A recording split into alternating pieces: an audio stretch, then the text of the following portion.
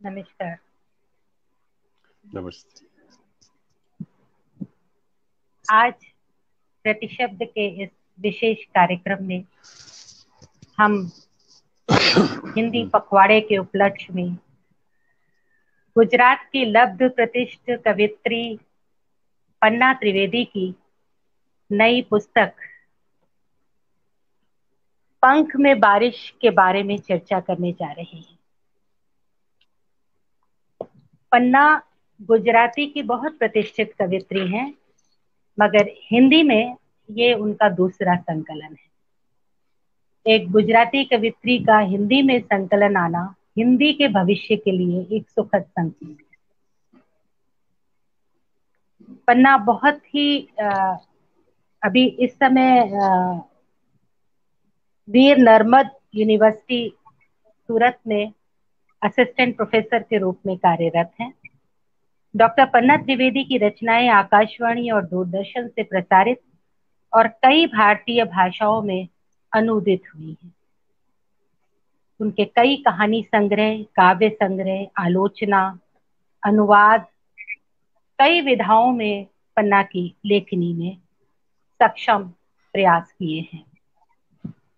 पन्ना कई पुरस्कारों से भी सम्मानित हैं।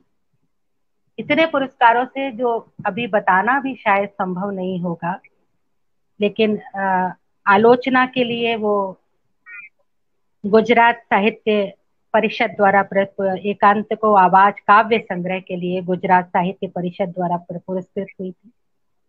और अभी हाल में ही गुजरात साहित्य अकेडमी का पुरस्कार मिला है उन्हें माननीय डॉक्टर अग्निशेखर जी की काव्य संग्रह जवाहर टनल के अनुवाद की।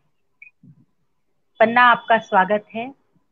और साथ ही हमारे साथ मौजूद हैं यहाँ पर हमारे सौभाग्य की तरह डॉक्टर विजय किशोर मानव जी और सुश्री चित्रा देसाई जी।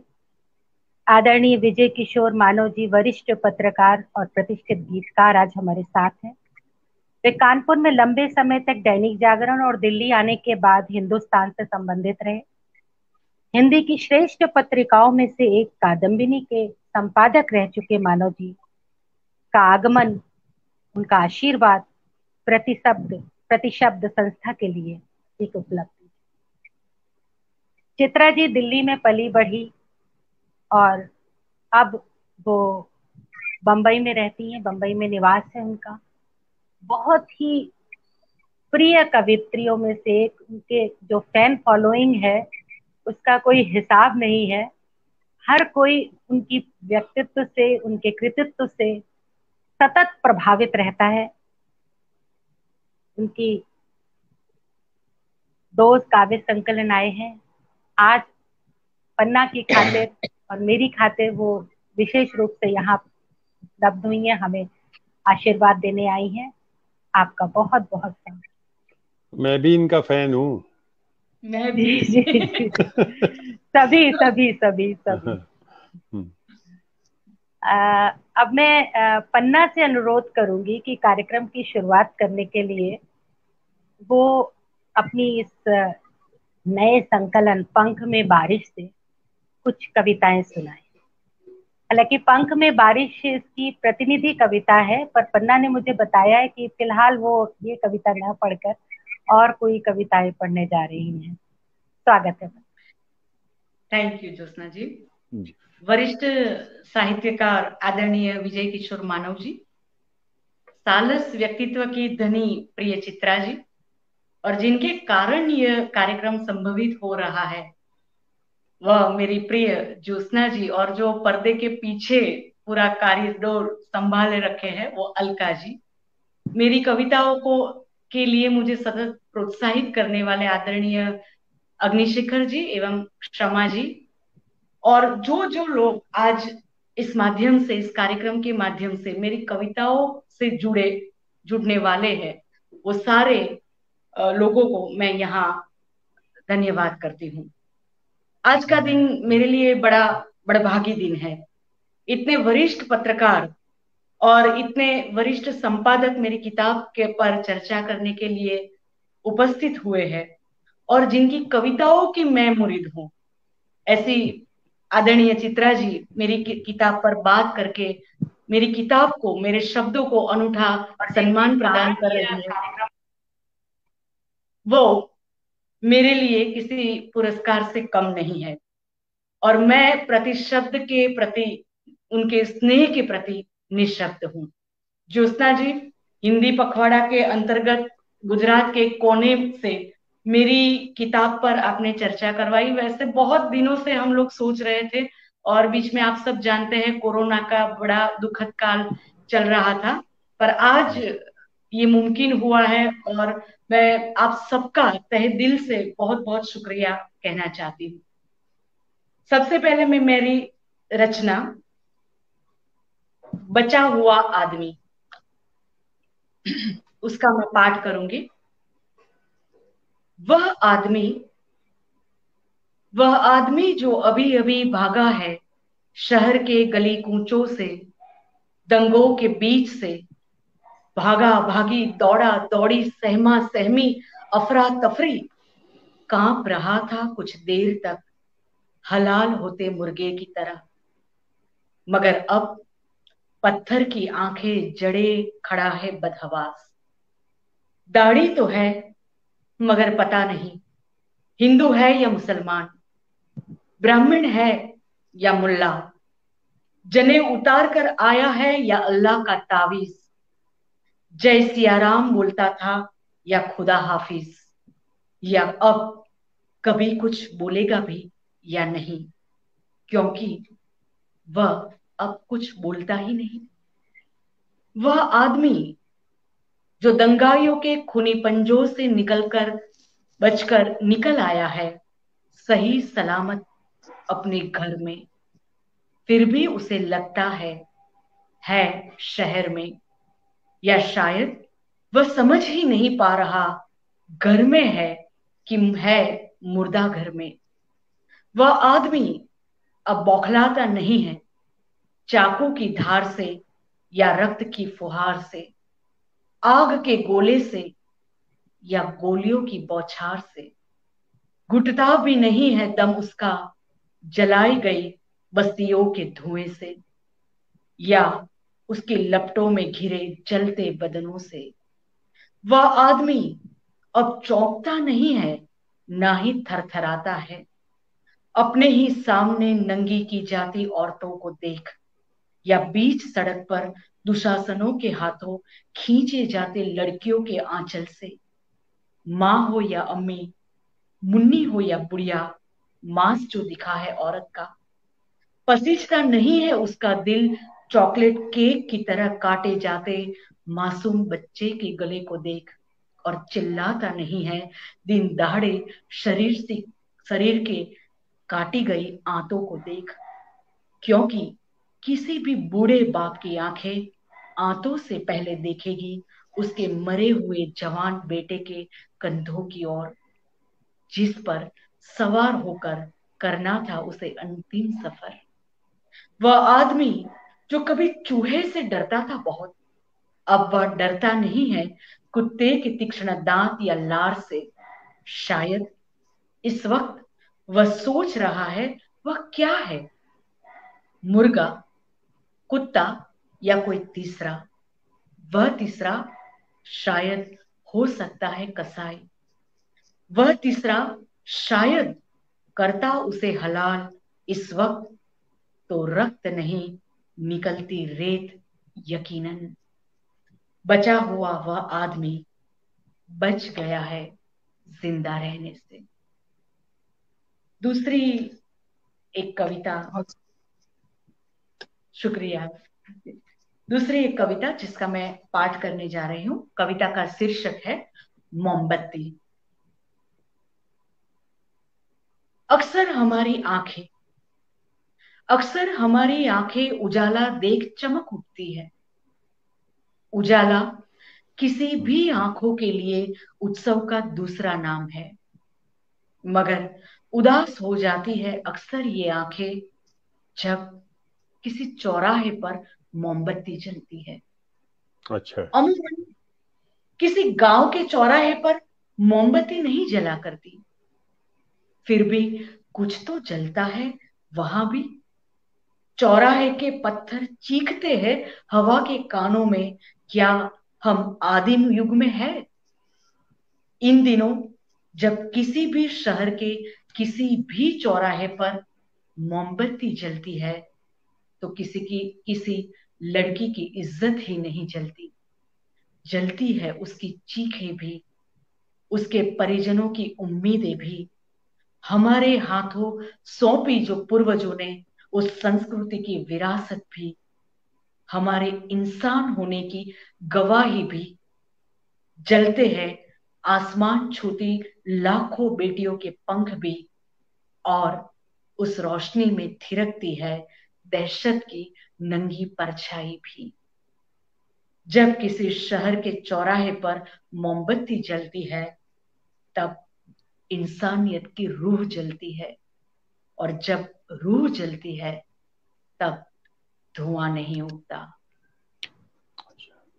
अच्छा। थैंक यू ज्योत्सना जी। जब रूह जलती है तब धुआं नहीं उठता। बहुत सुंदर पन्ना।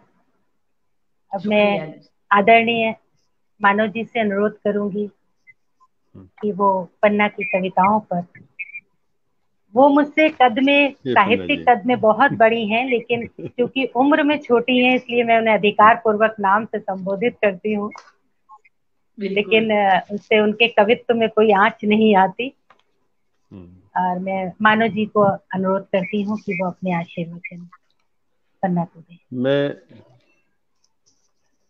पहले जब मुझे वह किताब मिली थी कई महीने पहले, तो मैंने उसे देखा और मुझे कुछ बड़ा उत्साह सा हुआ कि हम दूसरी धरती की, यानी अपने ही देश की एक ऐसी धरती की एक कवयित्री से बात कर रहे हैं, उसको देख रहे हैं जिसके पास एक अलग ज़मीन होती है। हर इलाके की एक अलग ज़मीन होती है, और वो संस्कार, जो उसका भूगोल है, जो उसका रहन सहन है, वो सारा कुछ उस पे उभर के आता है। जो हमारे कहने के सारे सामान हैं वो बदले हुए होते हैं। हमारी एक हमने कभी लेख लिखा था तो भाषाओं पर, तो जो हमारी अपनी बोलियां होती हैं वो कैसे बड़ी मिट्टी लेके आती हैं, बड़ी चीजें लेके आती हैं, और एक हमारे भीतर एक बड़ा बहुत एक विस्तार देती हैं हमको। हम राजस्थानी कविताएं देखते हैं तो उनमें बड़ी करुणा है, वीर गाथाएं हैं। गुजरात आ रहा है हमारी हिंदी की बड़ी कविता की जमीन पर, तो वो गुजरात लेके भी आता है। वहाँ का लेखक कैसे अपने आसपास के समाज के साथ साथ अपनी दुनिया देखता है, वो जो देख पाता है। हमने पन्ना की कविताएं देखते हुए सबसे खास बात ये देखी, वो देखती बहुत है कि उसे सब दिखाई पड़ता है।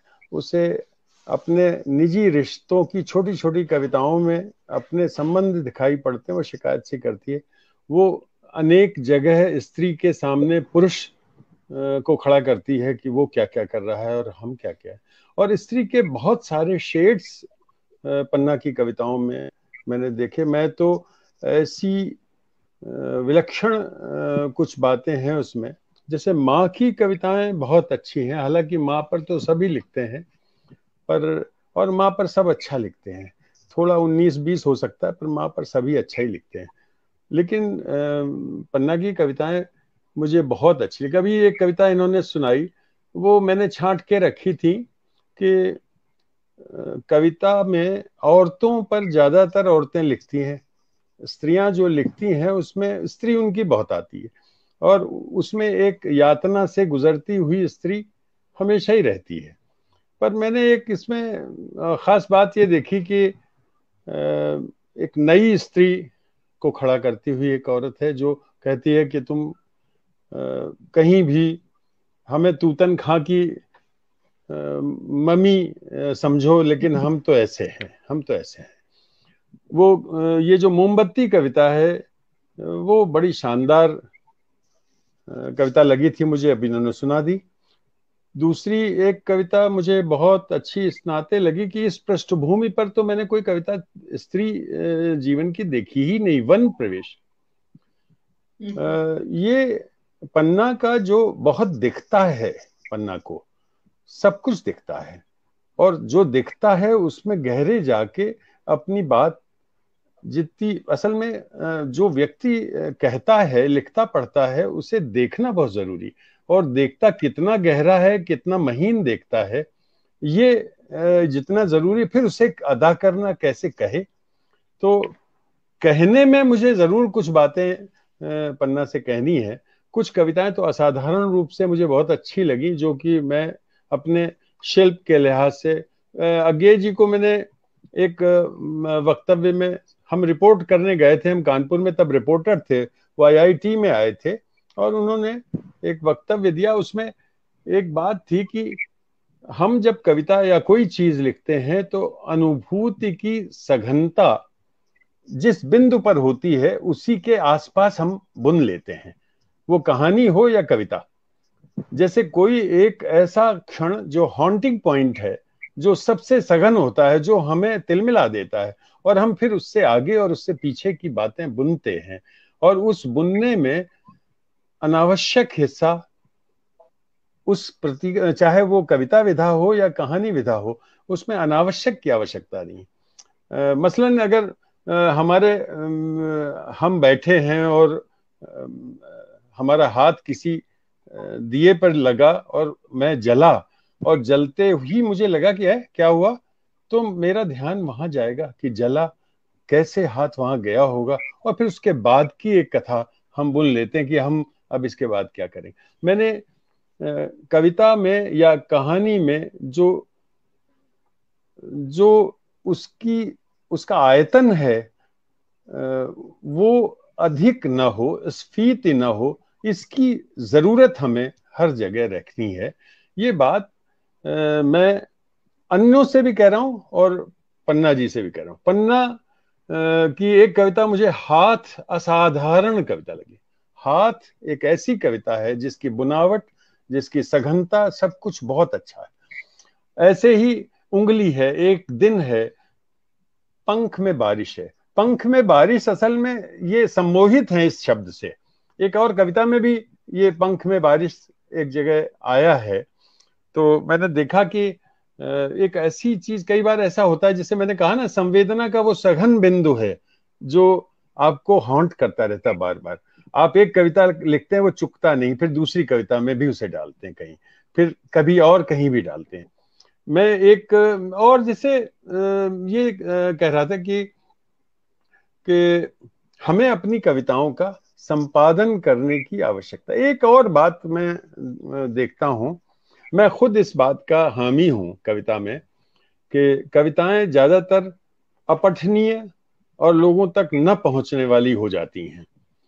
अब ये बात क्यों है कि आप ऐसे औजार इस्तेमाल नहीं करते, और बहुत बार हम अपने सम्मोहन जिन चीजों के प्रति होता है, जिन शब्दों के प्रति, जिन घटनाओं के प्रति, या जिन लोगों के प्रति, उनको उसमें भरते हैं।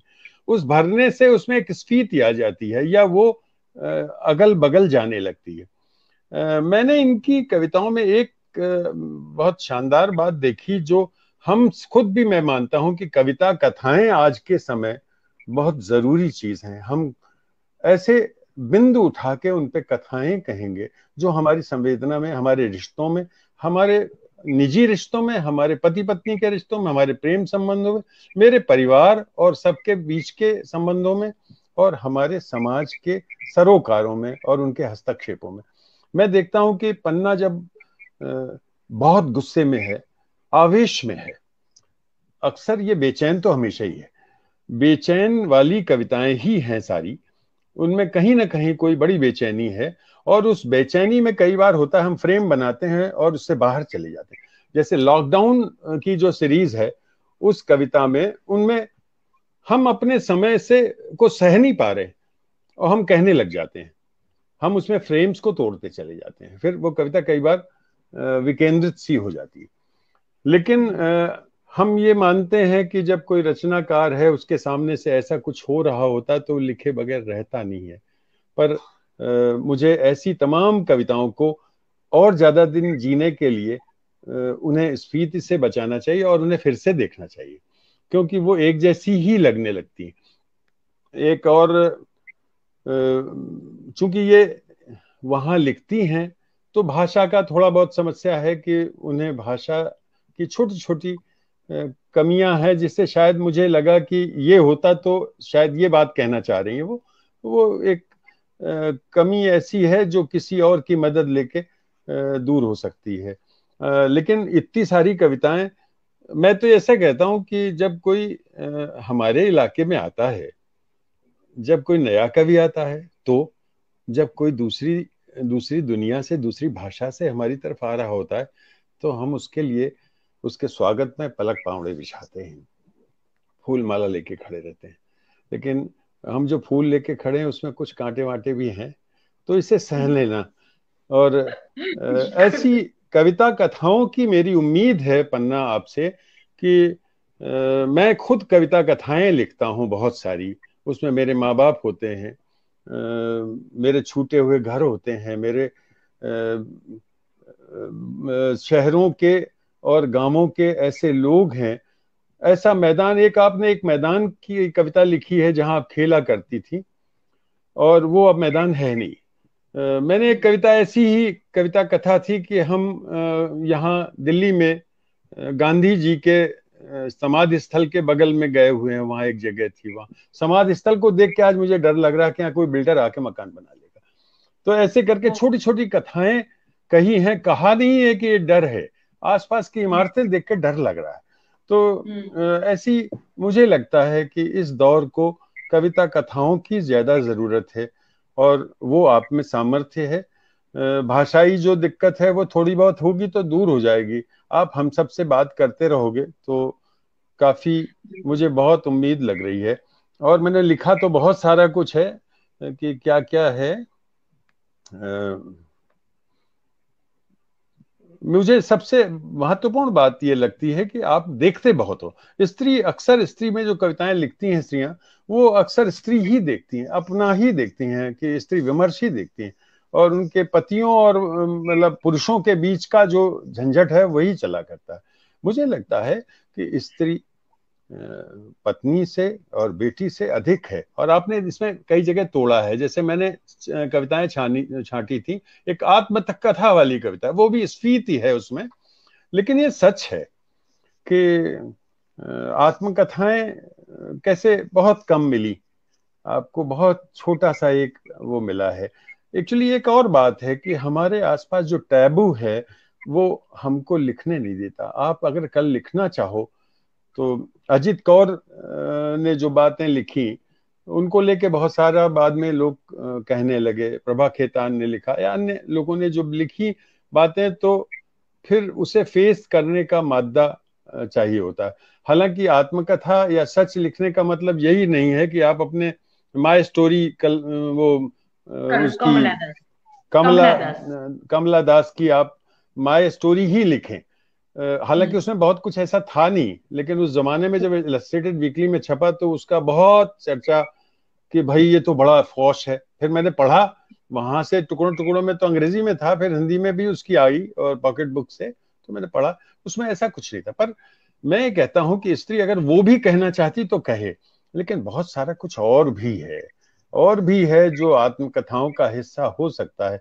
क्योंकि आप बहुत शानदार आपका करियर है, आप पढ़े लिखे हैं, बहुत अच्छे हैं, और आप इसके लिए पूरी तरह कमांड करने लायक हैं, तो भी आपको लोगों के साथ काम करते हुए बहुत तरह की बातें महसूस होती हैं।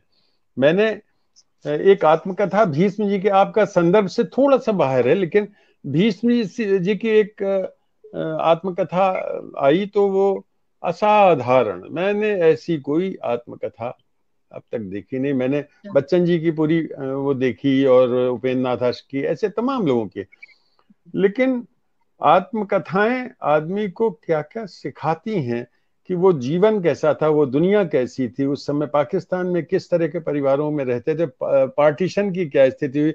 उन्होंने बलराज साहनी के घर से चले जाने का प्रसंग था, जो उनकी पत्नी नाटक में काम करती थी, उन्होंने शादी की तो विरोध, फिर उसके बाद में जब वो यहाँ से बंबई जाने लगे तो उनके पिता ने तो लगभग कसम ही खा ली। फिर जब नहीं माने ये तो 30 पोस्ट कार्ड लिख के उनको दिए कि साहब तुम वहां से एक एक डालते रहना कि तुम ठीक हो।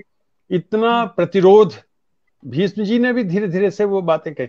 मैं कह रहा हूँ कि स्त्री और भीष्म साहनी ने कहीं ये नहीं कहा बलराज साहनी थोड़ा खराब थे या थोड़ा गड़बड़ किया उन्होंने या पिता की बात नहीं मानी। बहुत सेटल तरीके से वो बातें उन्होंने कह ली और सीधे साधे आदमी भीष्म साहनी थे तो, लेकिन बातें सब आ गई। तो मुझे लगता है कि आत्मकथाएं स्त्रियों को, आप तो 3 लोग हैं यहाँ, लिखनी चाहिए। ऐसे तो हम लोग भी अभी हम ही नहीं लिख पाए हैं, हम कोशिश नहीं की अभी, पर मुझे लगता है कि डायरी तो करनी चाहिए। और ये कविताएं मुझे आपकी बहुत आश्वस्त करती हैं।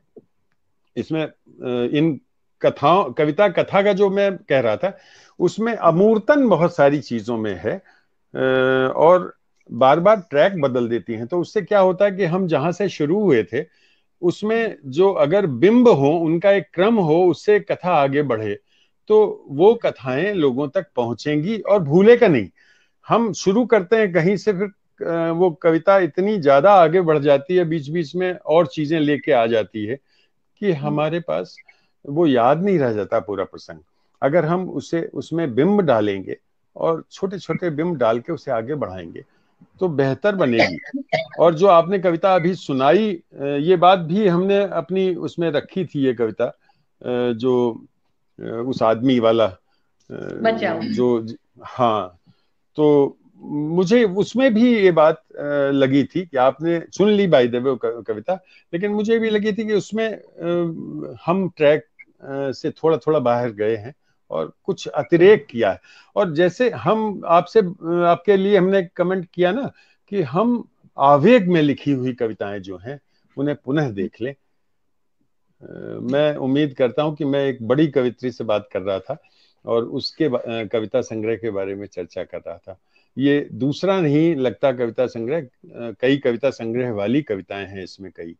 और खासतौर से मैं तो ये कहूंगा कि अगले दौर में आप मेरी बताई तमाम कविताएं हैं, जिसमें हाथ थी एक कविता सबसे अच्छी कविताओं में, माँ की सारी कविताएं, उसमें टुकड़े टुकड़े कुछ बातें हैं बहुत ही अच्छी हैं, और बारिश वगैरह की भी कविता अच्छी है उसमें।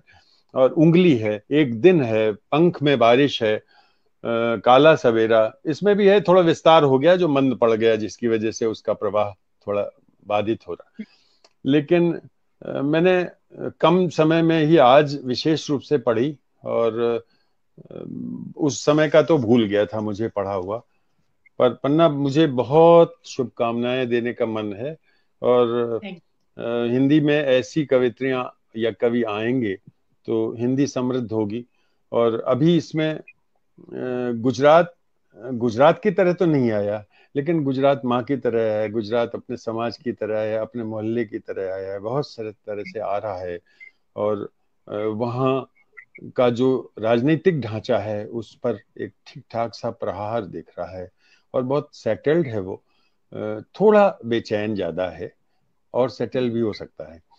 और इन्हीं शब्दों के साथ ज्योत्सना जी, मैं आप दोनों की गवाही देते हुए ये बात कह रहा हूँ कि ये अच्छी कवयित्री हैं और मैं इनको आगे शायद बड़े रूप में देखूं। आप सबका बहुत आभार, आपने हमें यहाँ बुलाया, शामिल किया अपने साथ। धन्यवाद मानव जी, बहुत बहुत धन्यवाद। हम पन्ना से प्रार्थना करेंगे कि कभी समय इस कार्यक्रम के अंत में अगर हो सके तो वो अपनी हाथ कविता जरूर सुनाए। वो कविता मुझे भी बहुत प्रिय है। हमारे साथ जम्मू से अग्निशेखर जी जुड़े हुए हैं। वो कह रहे हैं कि पन्ना की कविताओं में गहन भाव प्रवणता के साथ विचारोत्तेजक पक्ष झंझोड़ता है। साथ ही हमारे साथ चेन्नई से संजय मिश्रा जी भी जुड़े हुए हैं और कानपुर से हमारे कई मित्र हैं। इसमें मधु श्रीवास्तव जी हैं, उमा विश्वकर्मा है, रोमी अरोड़ा जी हैं, जयराम जय, राजेश अरोड़ा, कामिनी शर्मा, नूपुर राही जो सुपुत्री हैं आदरणीय राही जी की, शीतल वाजपेयी हैं, मौली सेठ हैं और इनके साथ डॉली मल्होत्रा हैं, अलका है, तो डॉक्टर सुषमा सिंह हैं, श्री गोपाल दूसियान जी हैं, बहुत से अन्य मित्र हमारे साथ जुड़े हुए हैं और बहुत ही खूबसूरत वो कमेंट्स भी दे रहे हैं जो अभी शायद बताना संभव नहीं होगा। मैं हाथ कविता सुनाना चाह रही थी, पर मुझे अब ये लग रहा है कि पन्ना के मुंह से ही सुनी जाए कार्यक्रम के अंत में। तो अब मैं चित्रा जी को आमंत्रित कर रही हूँ। चित्रा जी अपने विचारों से, बल्कि अपने आशीर्वचनों से हमें समृद्ध करें। नमस्कार। बहुत बहुत धन्यवाद ज्योत्सना जी। और मानव जी को मैं लगातार मतलब सुनते हुए बिल्कुल खो गई थी और मैं भूल गई कि मुझे कहाँ क्या कहना है। और मैं बहुत सब बातों से उनकी सहमत भी हूँ। जैसा उन्होंने कहा, सबसे पहले तो पन्ना को बहुत बहुत बधाई, शुभकामनाएं। कोई भी नई किताब आती है, कोई भी अपने आप को अभिव्यक्त करता है, मुझे लगता है कि वो एक उत्सव होता है, एक पर्व होता है नए शब्दों का, कविताओं का।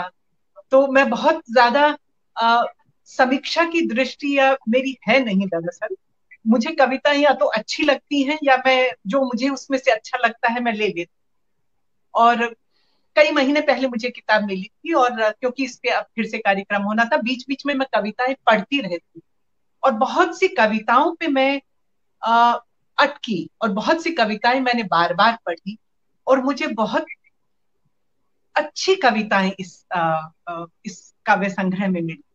जो जैसे मानव जी ने कहा कि उंगली, हाथ, मोमबत्ती, आत्मकथा, माँ पे जितनी उनकी कविताएं हैं। और मुझे लगा कि सबसे अच्छी तरह से अगर मैं बोल सकती हूँ कविताओं पे, तो मैंने कुछ कविताएं चुनी है पन्ना की जो मैं कहना चाहूंगी। पूरी कविताएं नहीं, उसकी कुछ कुछ पंक्तियां। और यहाँ मैं मानव जी से सहमत हूँ कि कुछ ऐसी कविताएं होती हैं कि कहाँ शुरू होती हैं और फिर गली कूचों में जाके फिर कहीं चली जाती है, लेकिन कुछ पंक्तियों में जो मुझे लगता है कि वो कविता अपनी बात वहां पे कह देती, उससे आगे या पीछे भी नहीं भी आप जाएंगे तो भी आप वो कविता आप तक पहुंच जाए। तो कुछ पंक्तियां, क्योंकि यहाँ पे क्या है कि पन्ना की जो कविताएं हैं दरअसल कहानी की तरह बह, ऐसा लगता है कि आप कथा सुन रहे हैं। जैसा मानव जी ने कहा, यही चीज मैंने भी मतलब इसमें मैंने देखा कि अरे ये तो जैसे कोई कहानी चलती है उस तरह की, बहुत सारे बिंब है। और जब 5000 साल पुरानी पौराणिक कहानियां जो हमने सुनी है, तुतनखान की मम्मी और ये सब होता है हर लेखक के साथ, और कवि जो भी लेखक है उसके साथ होता है कि कुछ बिंब हमारे भीतर जम जाते, चाहे हमने सुनी हुई घटनाएं हो या हमारी अपनी जी हुई चीजें हैं। जैसे इसमें बहुत जगह घर आता है, बहुत जगह माँ आती है, माँ के घर की बारिश आती है, जो हम जीते हैं तो वो हमारी कविताओं में बहती है, वही हमारे साथ रहती है। और कुछ घटनाएं, कहानियां जो हमारे भीतर है। इसमें एक छोटा सा पैरा, एक कविता है आवाज के मल पे। ये जो गुजरात की बात हो रही है और पूरे देश की बात हो रही है, सिर्फ मुझे एक घर गिरने की आवाज का वह घर जिसकी दीवारों में लगी खूंटी पर टंगा रहता था, तारे सुनती रहती थी अक्सर आदमी और औरतों की आवाजें। देखे हैं मैंने आवाज के घराने भी, बिजली सी गरजती और पत्ते सी थर थर कांपती आवाज के रंग भी थे उजले और काले। उनके अपने इलाके भी थे, दाएं और बाएं। एक वक्त था जब घर की उन दीवारों ने मंदिर की घंटियां भी सुनी और मस्जिद की आवाजें भी। फिर देखा मैंने उसके दो हिस्सों में बंटते हुए चुन लिए अपने अपने धर्म और रंग। मेरे लिए ये कविता यहीं पर अपनी बात कह देती है। इसके बाद भी है लंबी कविता, लेकिन मैं कुछ कविताओं की वो पंक्तियां सुना रही हूं जो मुझे लगता है कि पन्ना ने अपनी बात कह दी है। यहां पर जो आवाज के मलबे हैं वहां वो पूरी बात कह देती है, देश की भी बात कह देती है, अपने राज्य की भी बात कह देती है, घरों की भी बात कह देती है। अगर हम घरों में जाएं, आदमी और औरत की आवाजें बिजली सी गरजती और थर थर कांपती आवाज। मुझे कितनी आवाजें याद आ गई जो बैठक में होती थी और घर में, जो आदमी की गरज की आवाज और महिला की कांपती आवाज। ये सब आवाजें हमारे भीतर होती हैं और फिर शब्दों में बहती। और उसके बाद एक और कविता मुझे बेहद रोचक लगी। बहुत लंबी कविता है, लेकिन मैं सिर्फ उसका एक ही पैराग्राफ सुनाऊंगी तो आप उस कविता तक पहुंच जाएंगी। उंगली बहुत रोचक कविता है। ठीक बात है। 2 हाथों की 10 अच्छी और 10 उंगली की दिशा भी 10। हर उंगली की अपनी भाषा, हर उंगली के अपने अर्थ, व्यर्थ नहीं कोई भी अर्थ। बड़ा अजीब खेल है उन उंगलियों का। मोहल्ले की किसी गली में किसी खेल में पकड़े जाने के डर से अपने बचाव में 2 उंगली मुंह पर रख कह दें टाइम प्लीज, तो रुक जाता है खेल। अगर अंगूठे को दांतों तले दबाकर निकाला तो कट्टी, रिश्ता टूटने की एक निशब्द घोषणा। और 2 उंगलियां चोड़ी कर होठों पर रख ली तो कट्टी खत्म और दोस्ती बरकरार। उम्र भर हम उंगलियों से खेलते रहे और उंगलियां हमसे, मगर उम्र भर इस सवाल से बचती रही कि जब कोई इंसान उसकी एक उंगली उसके मुंह पर रखता है तो वह दूसरा क्यों चुप हो जाता है। यह कौन सा खेल है उसका कि सिर्फ उंगली कर देती है हमें अस्तित्व भी और सारे अर्थ हो जाते हैं निरर्थ। बेहद सुंदर कविता। कैसे उंगली एक बिंब है, इसमें बिंब बहुत सुंदर है। पन्ना किताब में, हर कविता में बेहद सुंदर बिंब है। कभी वो इतिहास में पहुंच जाती हैं, कभी वो लॉकडाउन में आ जाती हैं। और चाहे उंगली हो, हाथ हो, मोमबत्ती हो, हमारे आसपास हमारे जो जीवन में जो हम करते हैं वही उनके बिंब आ जाती, वही कविता है। और आत्मकथा कविता मुझे लगता है कि घोषणा पत्र है। एक बेहद सुंदर एक कविता कि हम माना जाता है कि स्त्रियां बहुत बोलती हैं, तो उसके हिसाब से तो हमारी तो आत्मकथाएं हर तरफ बिखरी रहनी चाहिए, लेकिन कहीं नहीं मिलती। इसका 1-2 पैराग्राफ आत्मकथा, और आपको लगेगा कि पन्ना ने कैसे अपनी बात कितने सुघड़ तरीके से कही। ग्रंथालय के अंतिम छोर के अंतिम हिस्से में खड़ी मैं, थक गई है मेरी उंगलियां और औरतों की आत्मकथाएं ढूंढते ढूंढते चौड़ी मोटी ढेरों मर्दाना आत्मकथाओं के बीच घिर कर दुबक कर सिकुड़ कर पड़ी हैं 4-5 आत्मकथाएं औरतों। ना झूठ नहीं, ताज्जुब भी नहीं हुआ जरा, ना मुझे, ना किसी और को, ना ग्रंथालय को, ना ग्रंथपाल को। 4-5 आत्मकथाएं मिल गई, वह भी बहुत बड़ी बात है शायद। कहते हैं औरतों को हंसी बहुत,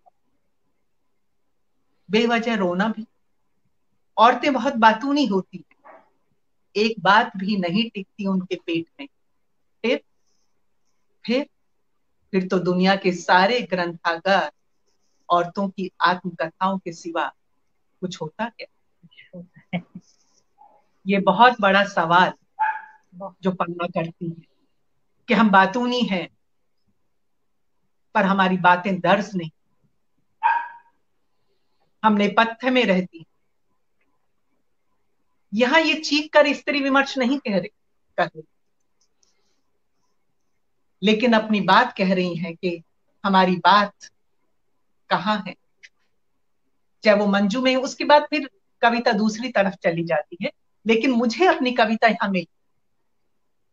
मैं उतना ही ले रही हूं जहां मुझे लगता है कि मेरे लिए कविता पूरी हो जाती है, उसकी बात पूरी हो जाती है। और अंत में एक मेरी बेहद प्रिय कविता, माँ के घर की बारिश। अब बारिश तो बारिश होती है, मौसम तो मौसम होता है, चाहे वो गर्मी हो सर्दी हो। क्या होता है मौसम में जो हमारी माँ वो मौसम विशेष करती, क्या होता है उस गर्मी में, उस सर्दी में और उस बारिश में, और वो उसका जवाब भी देती। मेरी माँ के घर की बारिश कुछ टेढ़ी सी थी, छोटे से घर की छत से टकराकर जो गिरती थी, फिर भी एक बूंद में समंदर भर देती थी। हमारे छोटे से आंगन में बारिश के पानी भरे गड्ढे उस समंदर में कागज की कश्ती में बैठ घुमाते थे साथ समंदर पार। पानी का भी कोई रंग होता है भला, कोई स्वाद होता है क्या? पर उस घर की बारिश का था। माँ के घर की बारिश पकौड़ों से नमकीन और चटपटी भी थी। बारिश तो अब भी होती है, बड़ी बड़ी छत पर या विशाल आंगन में भीगी भीगी हवा पर खड़े रहते हैं धुआंधार बारिश तले, रह जाते हैं नीरा सूखे इस बारिश में, भीगा नहीं पाती है बारिश। माँ के घर की बारिश माँ जो थी। बेहद सुंदर पंक्ति, बेहद सुंदर। बारिश माँ के घर में माँ होती है तो माँ के घर की बारिश। बहुत सुंदर कविताएं पन्ना, और आत्मकथा में तो सवालों की बौछार है, बहुत सारी कविताओं में सवालों की बौछार, जवाब भी है। तुमने जो दिया, जो जिया वही लिखा है। एकदम कविताओं में बिल्कुल मुझे पन्ना दिखाई देती, उसकी सोच दिखाई देती है, जैसे हर लेखन में होता है कि उसका व्यक्तित्व झलकता है। तुम ऐसे ही कविताएं लिखती रहो, सुंदर सुंदर। इन शुभकामनाओं के साथ बहुत बहुत एक बार फिर से बधाई, और ज्योत्सना जी का आभार कि मंच मुझे दिया और मैं इतनी सुंदर किताब और इतनी अच्छी कवित्री से मैं मिल पाई इस मंच पर। बहुत बहुत धन्यवाद और फिर से शुभकामनाएं और बधाई। आभार चित्ता जी, बहुत खूबसूरत कविताएं आपने उठाई इसमें से, संकलन में से, और उनको बहुत ही खूबसूरती से और ज्यादा खूबसूरती से उन्हें प्रस्तुत किया। विधु भूषण त्रिवेदी जी लिख रहे हैं, आदरणीय पन्ना त्रिवेदी को बहुत बहुत बधाई, अभिनंदन, शुभकामनाएं। हृदयांगन साहित्यिक और सामाजिक संस्था मुंबई की ओर से बहुत बहुत बधाई। मैं जाकिर सरदार आगरा से लिख रहे हैं, congratulations Panna ji for the book. और बहुत से कमेंट हैं और बहुत सुंदर, बहुत अच्छे अच्छे कमेंट हैं। जयराम जय जी कानपुर में से लिख रहे हैं, आदरणीय मानव जी, आपने संग्रह की कविताओं को बड़े प्यार से सार्थक समीक्षा करी, बहुत कुछ सीख दिया है आपने। विधु भूषण त्रिवेदी जी लिख रहे हैं, जिन कविताओं के संग्रह में माँ की कविताओं का समावेश हो वो पुस्तक अमर काव्य बन जाती है। बिल्कुल ठीक कह रहे हैं आप। पन्ना क्या किसी वजह से हमसे जुड़ नहीं पा रही हैं? अच्छा, अलका लिख रही हैं, पन्ना का नेट गड़बड़ हो गया है। तो मैंने तो अपने लिए अंत करने के लिए एक छोटी सी कविता, जो इस संग्रह की आखिरी कविता है, वो कविता लिखी थी, जो बहुत कुछ कहती है 5 लाइनों में। सपने ना दे ना सही, सपने ना दे ना सही, वो नजरें तो दे जिसमें बो सकूं कुछ साथ। सपने ना दे तो ना दे। पन्ना लगता है हमसे जुड़ नहीं पा रही हैं अभी भी, तो उनकी जो इसमें कविता कई बार हमें प्रभावित करी है, और मानव जी ने जिसका उल्लेख किया था, वो कविता मैं सुनाना चाहती हूँ, अगर मानव जी का आदेश हो। नहीं नहीं, जरूर सुनाइए। मैं तो आज मैंने दिन में जल्दी में ही पढ़ी और मुझे बहुत बहुत ही अच्छा लगा। जो मैं सिर्फ स्फीति की बात कह रहा था और हिस्से उठा के चित्रा जी ने सुनाए हैं, मैंने बहुत सारी ऐसी कविताएं जो बहुत अच्छी शुरुआत हुई, बहुत अच्छी बुनी, बात कह भी गई, लेकिन उसके बाद उसकी पूंछ है। तो इसलिए वो एक है, मैंने कहा है लेकिन एडिट ये करेंगी। ये सुनाइए आप। बहुत अच्छी कविता है। हाँ हाँ। बहुत अच्छी कविता है। तुम अष्ट भुजाओं में शस्त्र उठाए बैठे हो सत्ता के सिंहासन पर। तुम अष्ट भुजाओं में शस्त्र उठाए बैठे हो सत्ता के सिंहासन पर। तुम्हें पता तो होगा, तुम्हें पता तो होगा, उंगलियां या तो हाथ का आरंभ होती हैं या होती हैं अंत। उंगलियां या तो हाथ का आरंभ होती हैं या होती हैं अंत। तुम हमारे निहत्थे हाथ काटोगे तो कटेंगी उंगलियां भी यकीनन। तो कटेंगी उंगलियां भी यकीनन। और जब उंगलियां ही ना बचेंगी तो किस नाखून पर लगाओगे चुनाव की काली स्याही। जब उंगलियां ही ना बचेंगी तो किस नाखून पर लगाओगे चुनाव की काली स्याही। किस हाथ में पकड़ाओगे तुम्हारे नाम के परचम। तुम्हारी अष्ट भुजाओं से कहीं अधिक ताकत है हमारे निहत्थे हाथ।